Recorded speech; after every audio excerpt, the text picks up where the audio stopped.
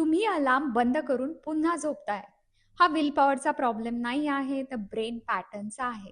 आज मी परत तुम्हाला एक एन-एल-पी टेक्निक शिकवणार आहे. त्याला म्हणतात स्विच टेक्निक. हे टेक्निक तुमचे जुना हॅबिट पॅटर्न मोडतं, तोडतं आणि नवीन पॅटर्न तयार करतं. मग काय करायचंय? डोळे बंद करायचे, जुना पॅटर्न आठवायचा आहे. अलार्म होतोय, मी बंद करतोय, झोपतोय. अलार्म होतोय, मी बंद करतोय, झोपतोय. आणि मग काय करायचंय? स्विच टेक्निक अप्लाय करायचंय म्हणजे इमॅजिन करा आपण व्हाईट बोर्ड पुसतोय, इरेज करतोय.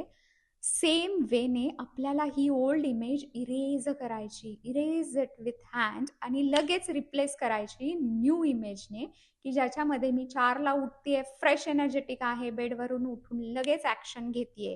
इमेज कशी हवी आहे? ब्राईट, फास्ट, पॉवरफुल इमेज हवी आहे. मग ही प्रोसेस 5 ते 10 वेळेस झोपताना करायची आहे. जितकं फास्ट स्विच तेवढा स्ट्रॉंग इम्पॅक्ट हा होणार. हे वर्क कसं होतं? आपला ब्रेन हा इमेजेसवरती काम करतो.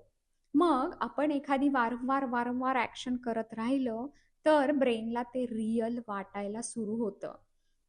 मग आपण काय करतोय? या टेक्निकमध्ये आपण ब्रेनला रिप्रोग्राम करतोय आणि त्याला आपली ओल्ड इमेज वीक करायला सांगतोय, आपण इरेज करतोय आणि न्यू इमेज ही नवीन हॅबिट आपली नॅचरल चॉईस आहे आणि इझी आहे हे दाखवतोय.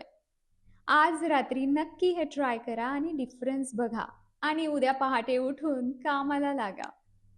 हा व्हिडिओ आवडला असेल तर नक्की लाईक, शेअर आणि सबस्क्राईब करा. I am so sorry. Please forgive me. Thank you and I love you all.